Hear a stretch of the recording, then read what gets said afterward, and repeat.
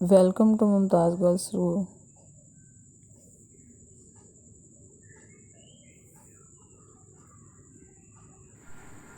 السلام علیکم پیارے بچوں، کیا حال چال ہے؟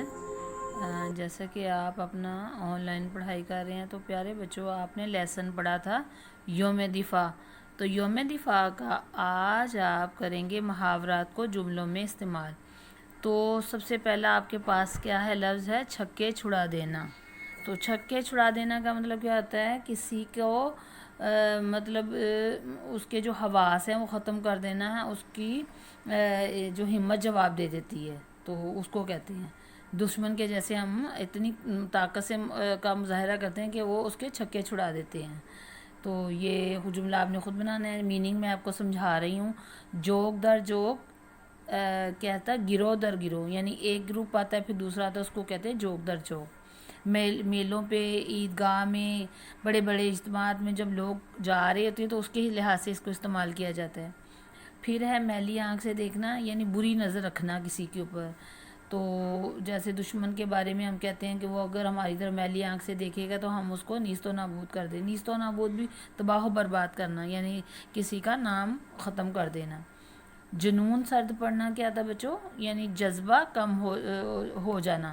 تو یہ محاورات آپ نے خود بنانے ہیں۔ ایک کام ہو گیا اور دوسرا کام ہے یوم دفاع کا خلاصہ۔ چونکہ لیسن آپ پڑھ چکے ہیں، آپ نے اتوار کو اس کے دیکھے نغمے، اور آپ نے جو اپنے شہداء کی جو قربانیاں ان کو دیکھا کیسے یاد کیا گیا ہے، اور ساری باتیں آپ نے لیسن میں سے بھی پڑھی ہیں۔ تو اپنے جو ضروری باتیں ہیں نا ان کو لکھنا ہے۔ فار ایگزامپل اگر آپ لکھیں گے تو سب سے پہلے یہ دیکھنا کہ یوم دفاع جو ہے نا، ہم ایک ایسی پرامن قوم ہے، لیکن اگر دشمن ہم پر اپنی جارحیت کا اظہار کرتی ہے تو ہم بھی اس جارحیت کے مقابلے میں اپنا دفاع کرنا جانتے ہیں۔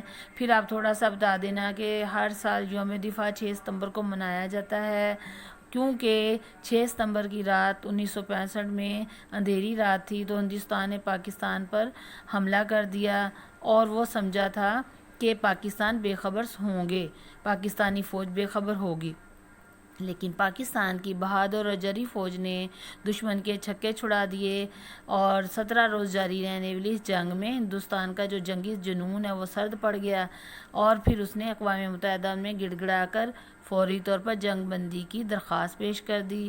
یوم دفاع پاکستان کے اس کارنامے کی یاد کو تازہ کرنے کے لیے منایا جاتا ہے۔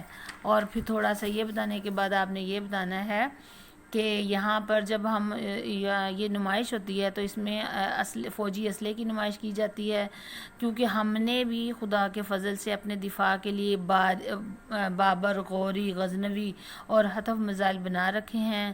ہمیں اپنی بہادر فوج پر فخر ہے۔ اگر دشمن کبھی ہمارے وطن کی عزیز کو میلی آنکھ سے دیکھے گا تو ہم اسے نیست و نابود کر دیں گے۔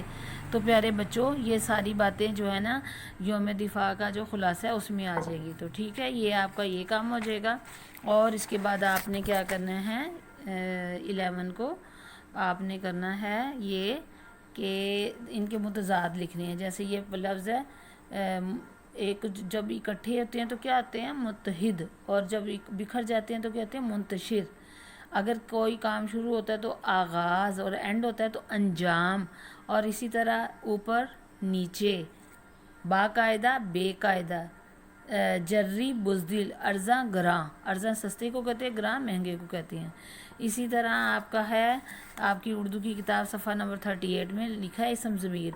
تو ایک تو ضمیر وہ ہے نا پیارے بچوں جو ہمارے اندر ہے، جو ہمیں اچھائی اور برائی میں فرق سکھاتا ہے۔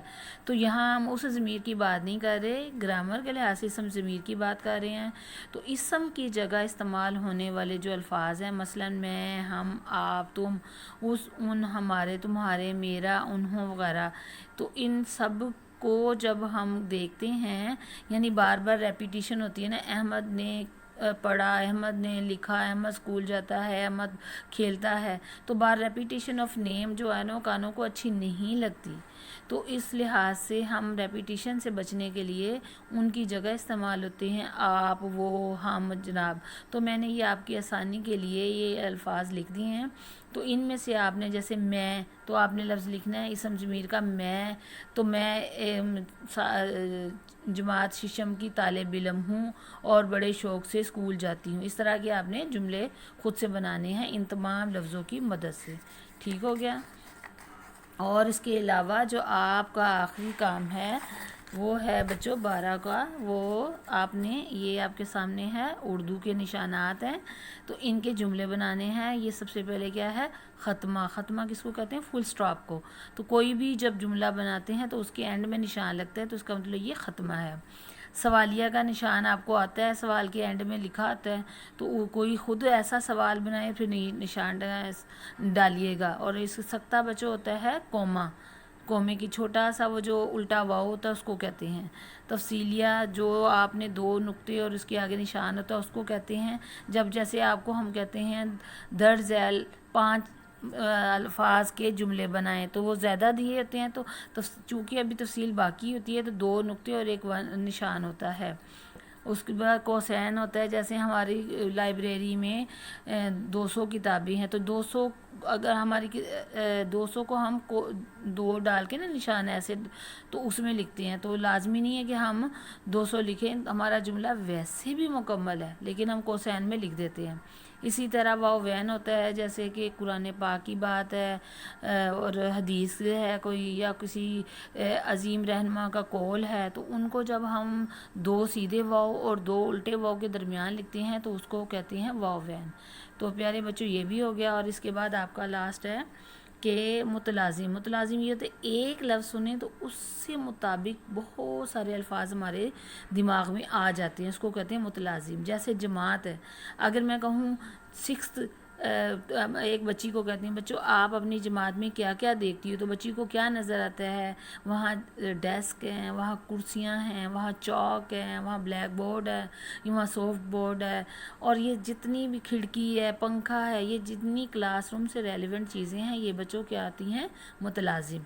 تو یہ اب ہسپتال میں آپ اپنی امی کے ساتھ گئی ہوں گی یا آپ نے کبھی ٹی وی میں دیکھا ہوگا تو ہسپتال میں کیا کیا چیزیں نظر آتی ہیں. اگر آپ باغ میں جائیں تو آپ کو وہاں کیا کیا نظر آتا ہے، تو آپ نے وہ الفاظ لکھنے ہیں. باغ میں جیسے تتلی ہے، گھاس ہے، پودے ہیں اور پھول ہیں، پھل ہیں، تو یہ سب کچھ آپ کا متلازم میں آئے گا. اللہ حافظ.